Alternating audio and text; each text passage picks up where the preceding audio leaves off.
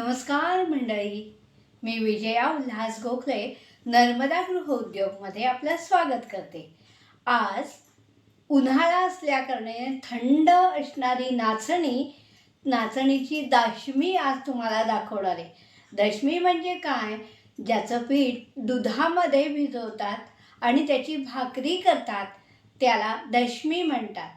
मग तुम्ही नाचणीची करू शकता, तांदूळाची दशमी करू शकता, ज्वारीची करता, बाजरीची करू शकता. जे दुधात पीठ भिजवतो ती दशमी. म्हणून आज मी उन्हाळ्यात आहे, त्यामुळे नाचणी थंड असते आणि थंड पदार्थ उन्हाळ्यात खाल्ले जातात. त्यामुळे आज हे नाचणीची भाकरी दाखवणार आहे.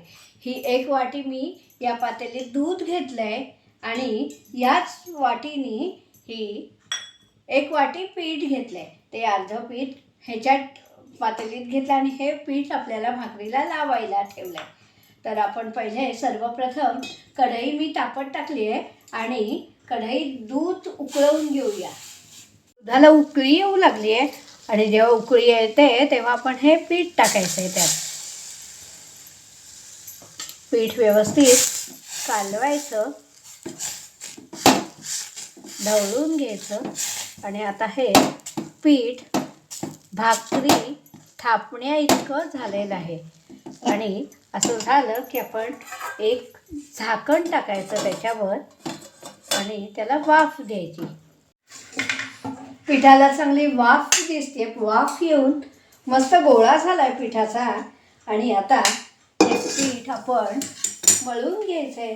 गरम आहे त्यामुळे आधी डावेने मळायचं आणि मग हाताने मळूया आणि त्याची भाकरी वळायची. थोडं चवीला या गोळ्यात मीठ घालूया. कणभरच घालायचं आहे मीठ, चवीपुरतं मीठ.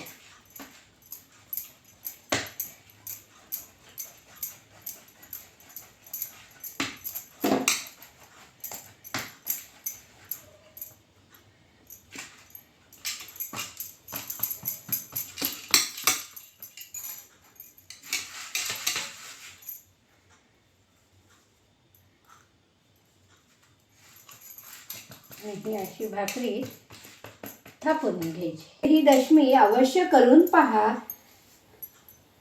आणि कशी झाली ती मला नक्की सांगा. भाजून घेऊया आणि दोन्ही बाजूनी उत्तम भाजली तर आचेवर सुद्धा काही जण भाजतात, तशी तुम्ही आचेवर पण भाजूया आणि तव्यावर पण भाजायची. आचेवर भाजली, आता दुसऱ्या बाजूनी आचेवर भाजली भाकरी. ही नाचणीची दशमी तव्यावर आणि आचेवर दोन्ही बाजूंनी भाजून घेतली आणि ही भाजी आपण पिठल्याबरोबर, भाजीबरोबर किंवा एखाद्या गोड पदार्थाबरोबर सुद्धा खाऊ शकतो.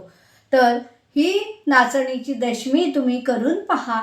कशी झाली ती नक्की करा. चॅनलला सबस्क्राईब करा, लाईक करा आणि शेअर करा. नाचणीची भाकरी उन्हाळ्यात नेहमी खात जा. धन्यवाद. नर्मदे हर.